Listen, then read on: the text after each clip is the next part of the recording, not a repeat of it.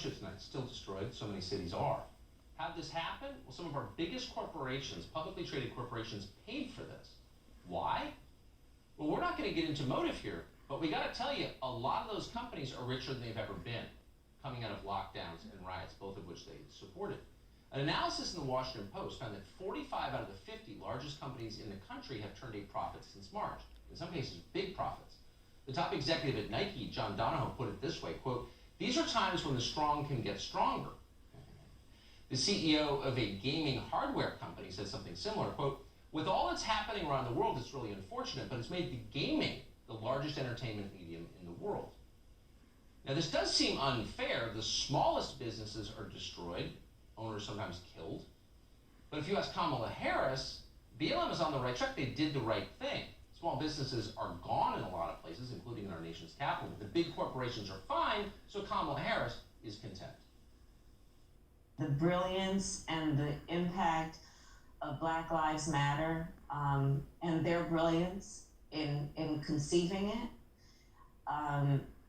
history is going to show was an inflection point in the ongoing fight for justice. To your point, nothing that we have achieved in our country that has been about progress, in particular around civil rights, has come without a fight.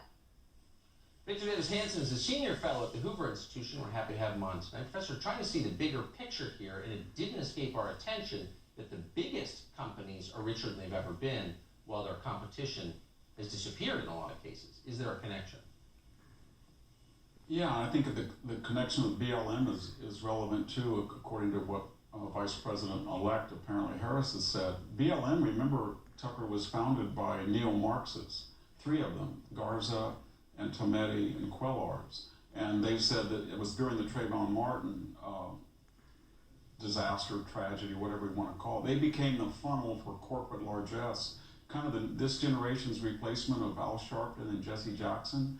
So when the George Floyd tragedy happened, corporate America enriched in ways that are unimaginable this bi-coastal culture because of the Zoom, Skype economy, Amazon, etc. They became the receptacle. About $10 billion or more came into the hands of BLM. It was probably the most successful capitalist-socialist we've ever seen in the history of philanthropy. And then they institutionalized certain ideas that we all had to accept.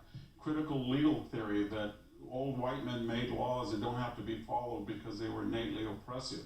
And therefore looting, all summer, looting and arson by Antifa and BLM were excused because of the ideology or the race of the perpetrators. And then they also, remember, said that, and this gets back to your point, class doesn't matter very much anymore.